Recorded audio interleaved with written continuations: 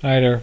I made this video yesterday and now I have a chance to comment on it because it was a story about the Pentagon might go it alone, because it basically has everything it needs and nobody else has anything to offer, nor can anybody else offer any resistance.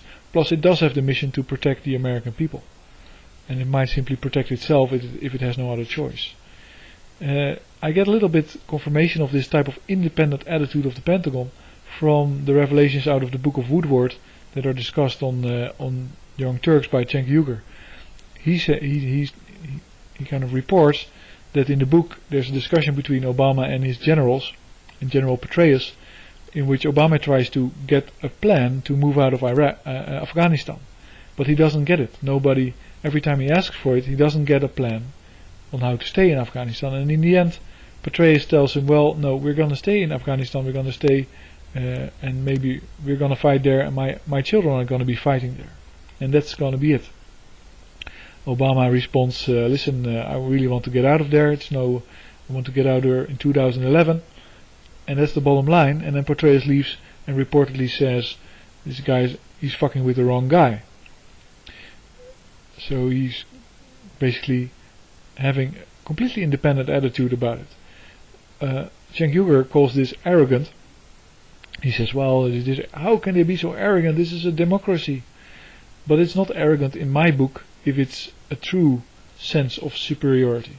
Let's say arrogance happens when you're ignorant of your own inferiority, but you think you're superior. So I'm a rich brat, and I think that makes me superior, so I'm arrogant about it. I'm just an ignorant guy. I'm not really superior, but the military is really superior. It can block whole Manhattan, it can poison the water supply, it can lob nuclear missiles on any city on Earth, and it just can do anything at once. It has everything it needs to do that. It's very powerful. And now you have a demonstration in this Book of Woodward of the independent way of thinking of the military.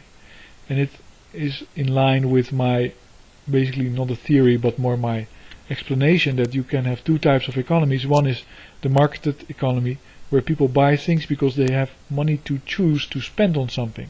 And if there's enough money flowing around, so if the people are productive enough, so they make enough money, then companies can vie for that money that people can spend. And of course they can rig the market and they can automate anything, and then they hollow out this market. It becomes a credit driven market, as we have seen, because the credit is basically there to allow people to keep spending in a world in which they are not necessarily, it's not necessary to reward them, basically because they don't do anything productive anymore. If you outsource all the jobs to China and people are not really necessary to make the stuff that you sell, then you're not going to pay them, so wages are going down, blah blah, whole story.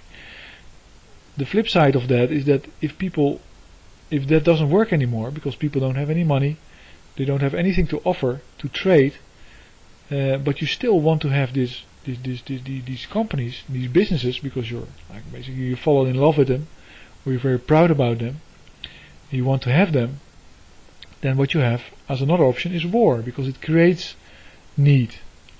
It forces people to need things, and you can put them to work, you can give them rations, you can distribute whatever you want, you can produce crappy goods, and you can still sell them. And and that's how a number of companies would survive, even if the economy completely collapses. They would start a war, and then they would have this war to produce, like the rubber boots in the Second World War, and the tanks, and the hand grenades, and etc. Like Bas F making the Cyclone B. They did pretty well, and you better have stocks in the companies that are necessary for warfare. That means that you get a shift from the loyalty to the magicians in Washington and Wall Street, that basically try to lure people into spending money and even spending money on their campaigns. How crazy is that? You're gonna spend a dime of your personal income on a campaign of somebody that's a complete corporate puppet. You're crazy. But those, if that collapses, if the dollar collapses and that whole system collapses, then the only option is, of course, the military economy. So there's a big lobby, or I think there's a sensible and logical move towards having that. there's another aspect of it, and that's basically because, if you are hurt, if you are destroyed, then you kind of try to retreat to where you are solid, where you have strength, and then you can expand again. And I can fully imagine that that's the military within the US. So that's why it's not a completely crazy thing, because it has everything it needs, basically. And then it's interesting to see that Hillary Clinton is a potential defense secretary, and you could theorize that the Pentagon and the Clintonites are actually the sensible bloc, and the Bushites have basically lost the whole battle for power. They're out of power. The Republicans are trying to kind of make the most crazy attempt to get power by using the biggest fools, by the Palin supporters and everybody that's crazy enough to support the Republicans with the most hypocritical theories. But it almost makes no sense to try to make hay of the political spectrum anymore, because it's a puppet show. So some Republican got paid to say, that Chief Justice that says, well, we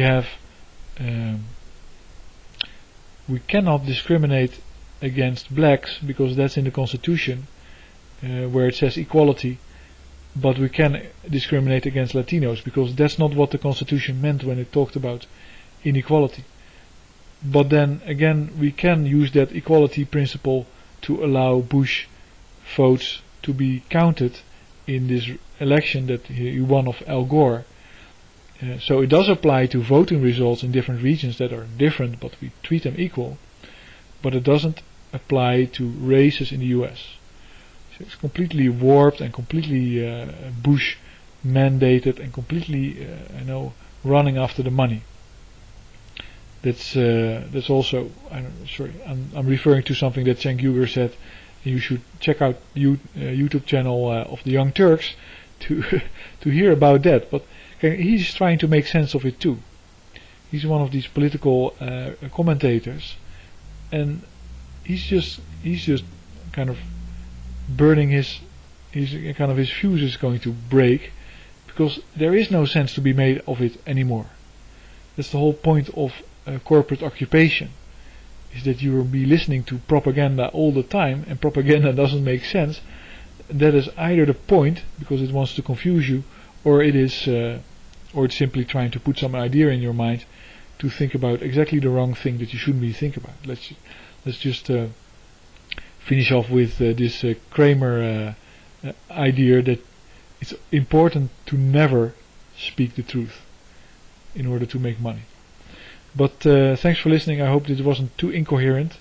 I would check out the videos of the Young Turks, and until next time.